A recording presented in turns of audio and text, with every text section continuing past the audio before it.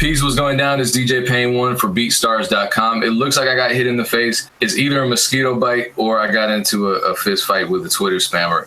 Who's to say?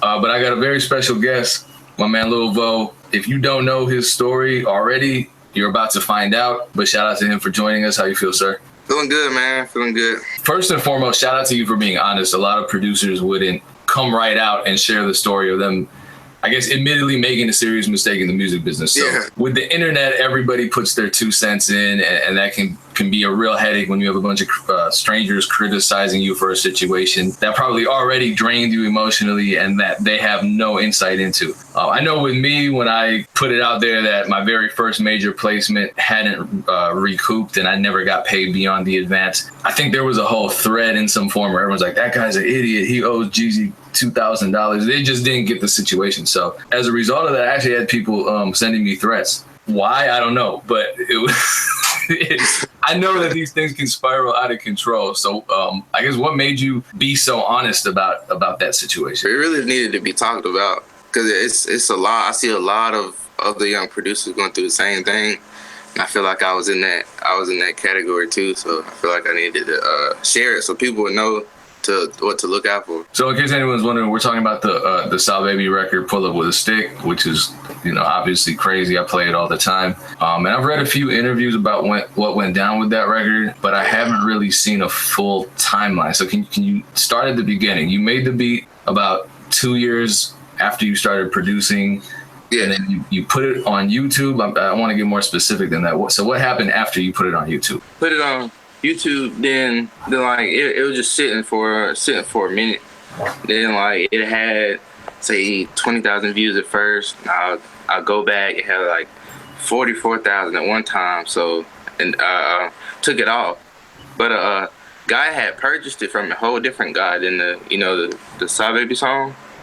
And then but like sahbabii did ask me for the beat in the email, but I told him I sold it already. So then I found the song on Instagram. That's a detail that wasn't in the other interviews. So you had previously sold the beat, and that's why you removed the video from YouTube, correct? Yeah. And then sahbabii's people, or him himself, reached out to you, asked for the beat. You said, nah, it's already sold. And next thing you know, it got leaked. Yeah. Did he rip the beat off of YouTube with one of those video rippers, or was there an actual high-quality MP3 download link or something like that? No, I never sent anything, so it was a whole bunch of people getting it off my YouTube. Yeah, okay. So they just ripped it off YouTube. Happens to me all the time. It happens to everybody. Yeah. So here's a question about the YouTube thing. You uploaded the beat to your YouTube. Did you use specific keywords and visuals to attract listeners? Because you said it hit 44,000, which is a pretty good number. At the time, I was doing type beats, and Playboy Carter was pop. Like I guess he's hot still, but he was hot at the time. And I used a picture of him because it was like a beat that he would match him. So I think that's what got people's attention.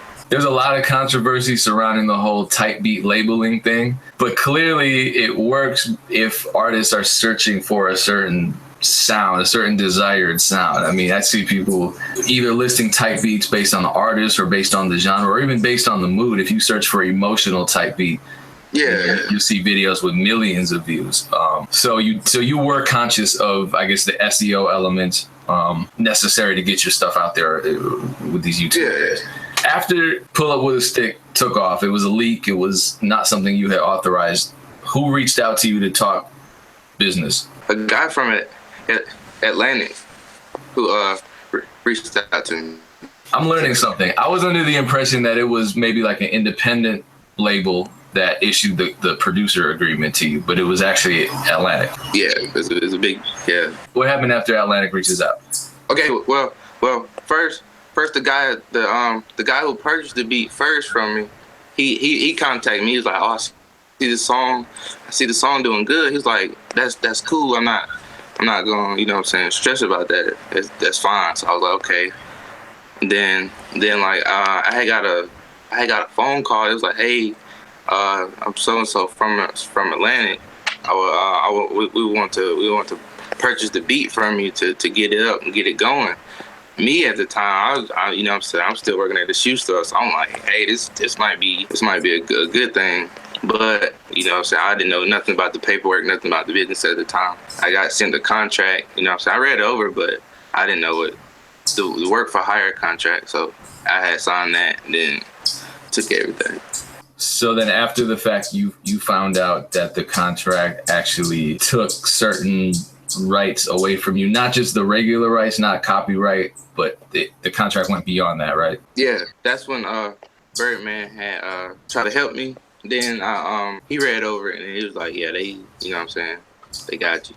What exactly do you remember what they got you for? I know publishing was a big thing. They own all your publishing.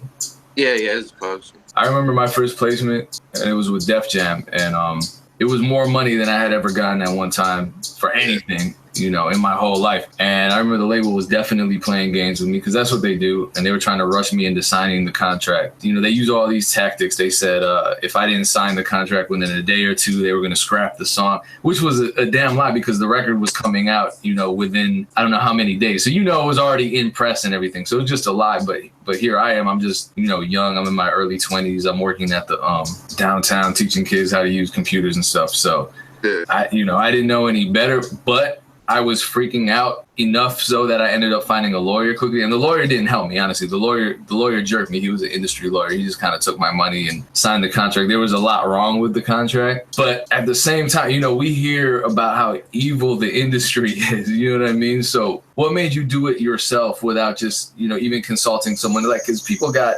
you know, like a cousin who's an accountant or like a momager type situation, something like that. What made you just go ahead and sign that? I had never seen that type of money before. What they was offering, so that they you know, I got paid for it too.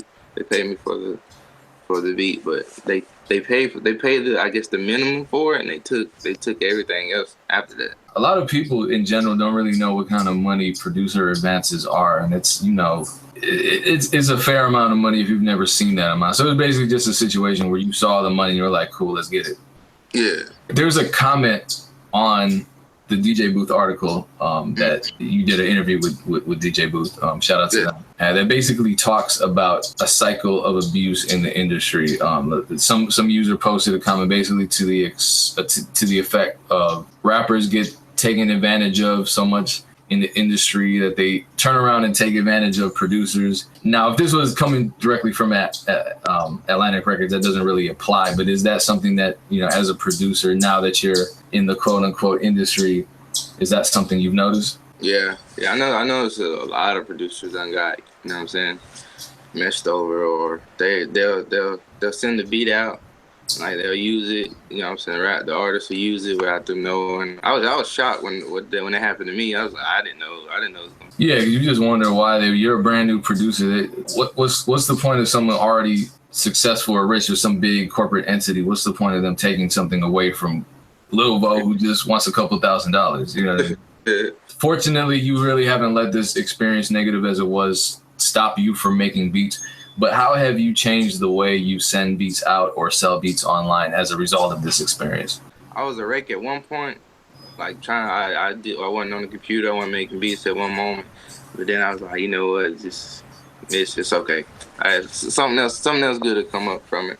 But yeah, I like send snippets out. Don't send the whole beat, or send it with put them online with purchase tracks and my tag are all through the song. I know it gets annoying, but like when I put them on beat sites, just put my tag in it. What's some advice you can give out for the producers out there that are sending beats directly to artists, even if it's industry artists? I wouldn't send more than 5. A lot of rappers like, hey, send me a pack, and these I don't see some producers send like 20 beats. A guy, they're like, hey, how do you get your beats out? I'm like, just, you know what I'm saying, don't send all your beats out, because you never know, you might get lost track of it. Yeah, that definitely can happen. Just keeping record of who has what, and then you end up in a bad situation. I guess that's kind of what happened. Even though you controlled the pull up with a stick beat. What was the original name of that track? It was Cash Beat. Cash Beat? Yeah. Okay, so Cash Beat turned into a hit. It's just crazy seeing it, because this is kind of you got to appreciate the fact that you just uploading a beat to YouTube, for all intents and purposes, just kind of a random beat, becoming a hit. This is new in the industry. This wasn't happening 5-10 years ago. When I had put all those beats on the YouTube, that was my first time actually put my stuff out, because my friends were like, "Hey man, your beats hard. You need to put them on YouTube." And I was like, "Nah, they won't get no views." So I had put like a lot of beats on YouTube, and people start noticing. Yeah, and the next thing you know, it's a hit record. So back to you, on August 7th, you tweeted, I did my research, you tweeted, "Stop blocking these young producers trying to send beats, just say no." What's the backstory of that? What were you referring to? Yeah, it's a lot of my producer friends that like on the internet, they ask people like who I've done work with, "Hey, can I send beats to you? I got some beats to send." And I guess the artist blocked them. They're like, "Hey man, I got blocked by so and so because I asked them to send beats." And then I was like, I don't know. I was just like, don't just ask once. If they don't say nothing, you know what I'm saying, just don't worry about it. Ask another time. Okay, so that's your advice on the one hand, your advice to new producers is don't keep harassing these rappers to try to get them beats. On the other hand, if you're a rapper, don't be a jerk. Yeah. Got you. So here's an interesting question. I was on SoundCloud, and I saw an artist, a recording artist, a rapper singer named Vo, V-O-E, all capitals, and the beats were all produced by Lil Vo. Is this the same person, or am I crazy? Yeah, man, that's the same person. I just, I do that. I make little songs because I just want to, see what direction to go with my beats. Really, the songs are just not nothing, serious, but it's just like the beats behind them. It might, people, oh, it's different. It sounds different, or I haven't so I haven't heard that type of stuff before. So you're mostly trying to showcase the beats and yeah. All right. So if you're an artist that isn't named Vo, how can you get a beat from Lil Vo? You can see. I got my BeatStars account, or let's see. That's the only thing. I just made that, so it'll be a lot of new beats posted on there, like weekly. So check out Lil Vo on BeatStars. What's new for the end of this year going into 2018 for you, projects and so forth? I know you're working with a lot of artists. You're also recording your own music. Yeah, I got well, I know I've got a lot of a couple songs. I just haven't heard them back. I've seen like little snippet videos of people who've used my beats, but I never, I haven't heard back or be like, "Hey, check this out. This is what I made." I'll say it's about 4 or 5 like new placements that I done got. Can you say one name? I know I hate doing that. I'm just saying if you can do it. Let's see. Let's see. I'm trying to get an exclusive here. Yeah. Let's see, because it's hard. It's hard to say because what I'm saying, they don't make nothing. They don't put it out or anything. I know. I've seen a video of Retro Jace from 29 on my beat. I seen that on a live, not live, but an Instagram story. Okay, so you can say that because that's already public information. They already put. Okay, that's what's up. I just wanted one exclusive. yeah. Shout out to you for that. Appreciate you joining us here and letting everybody know your story and giving that advice firsthand from someone who's experienced the best and the worst that the industry has to offer. Much success to you moving forward, man. Peace. Appreciate you. We're gonna have to do another interview once the next hit record comes out.